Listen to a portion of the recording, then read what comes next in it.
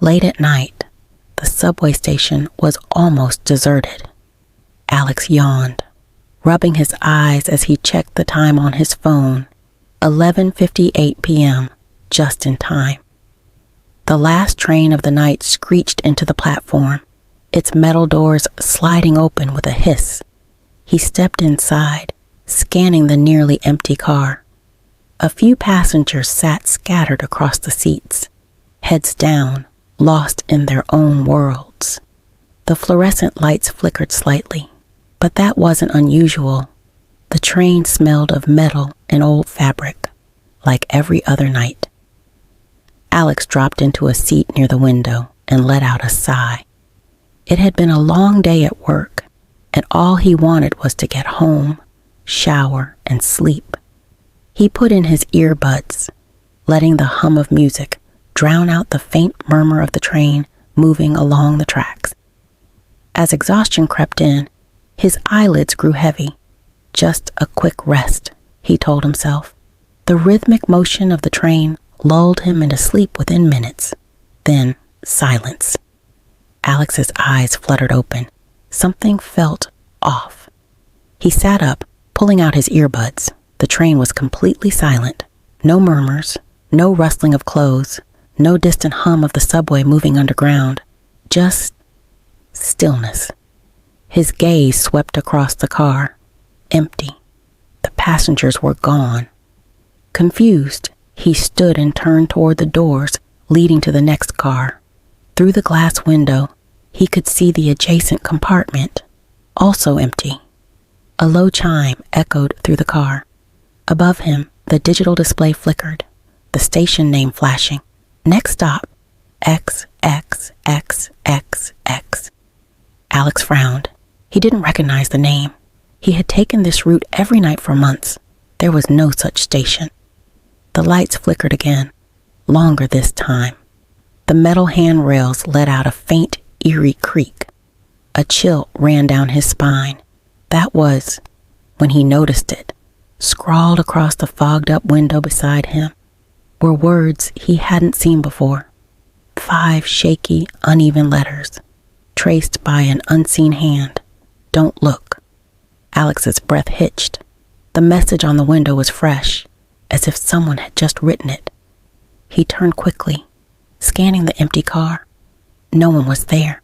His heart pounded as he rubbed his sleeve against the glass, wiping the words away. Maybe he was imagining things. Maybe it was just condensation, forming strange patterns. But deep down, he knew better. The train rumbled forward, but something felt different. He pulled out his phone, hoping to check his location, but the screen froze. No signal, no Wi-Fi, just a black screen reflecting his own uneasy face. The digital display above flickered violently. The unreadable station name distorted into glitching symbols, before finally settling on a new message. Next stop, forgotten. Alex shivered. That wasn't a real station. He forced himself to stay calm. Maybe there was a power failure, or maybe he had just overslept and missed his stop. Yes, that had to be it. Determined to find an answer, he pushed himself up and walked toward the front of the car. He pressed the emergency button beside the doors. No response. A burst of static crackled from the train speakers. A voice, warped and distant, murmured something unintelligible. The sound made his skin crawl.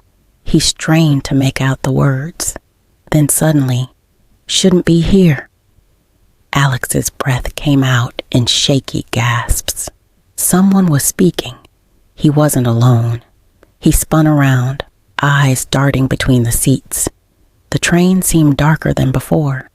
The overhead lights flickered irregularly, casting long, shifting shadows. And then, in the reflection of the glass door ahead, he saw it, a shape, a figure, sitting in the next car.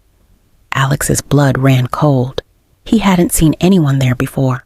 The figure was hunched over, unmoving. The lights flickered, and for a split second, He could swear its head twitched toward him. The train lurched. The doors between the cars clicked unlocked. Alex swallowed hard. He knew he had a choice: turn back or go forward. The speakers crackled again. Don't look. The doors between the train cars slid open with a low hiss. Alex hesitated.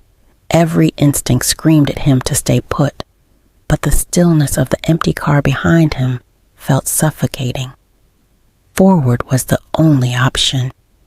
Stepping carefully, he crossed into the next compartment. The air was colder here, thick with a strange metallic scent. The lights flickered erratically, casting shifting patterns across the walls. And then he saw it, the passenger.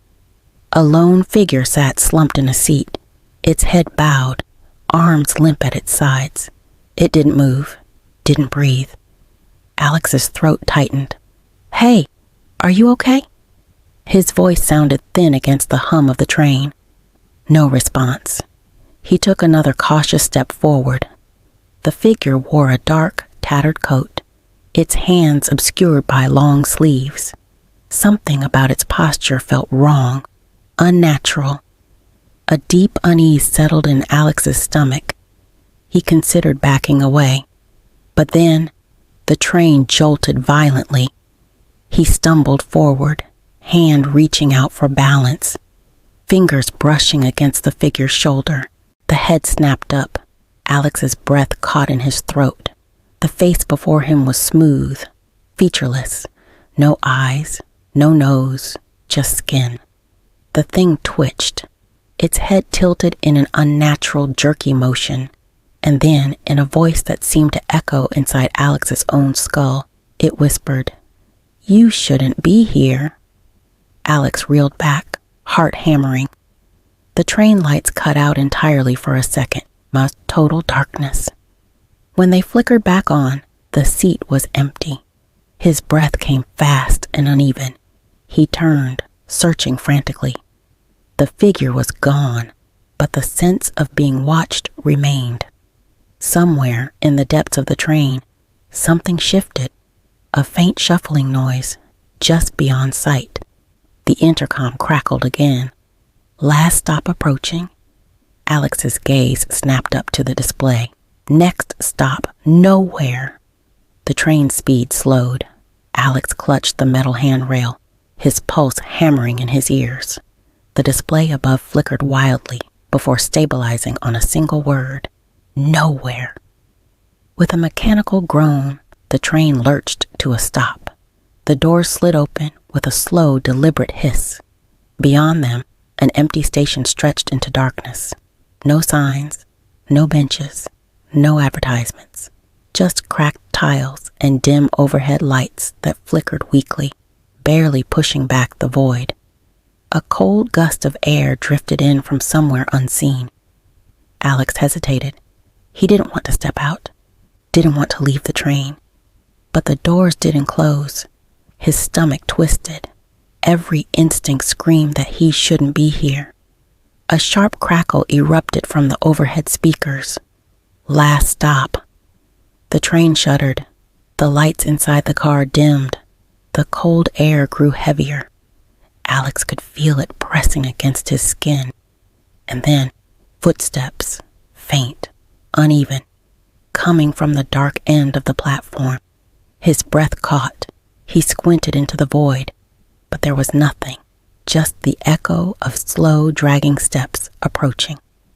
The intercom buzzed again, this time a different voice, low, distorted. Passengers must exit. Alex's hands curled into fists. No, he wouldn't.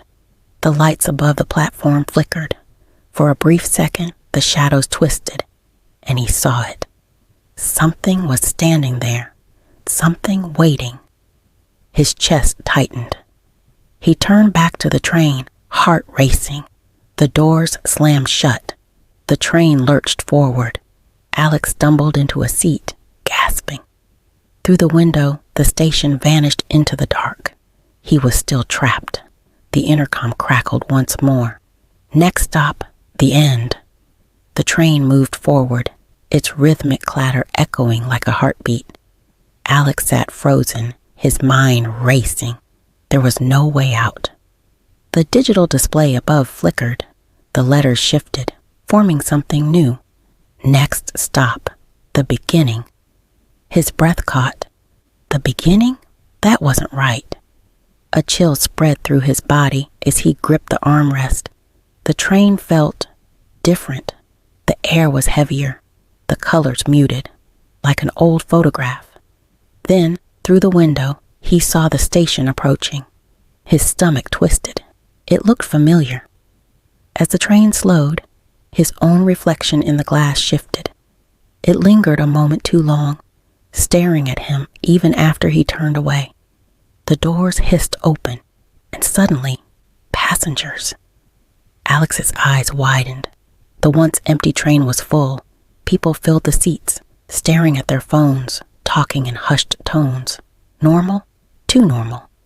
He turned frantically, scanning their faces, and then his breath caught.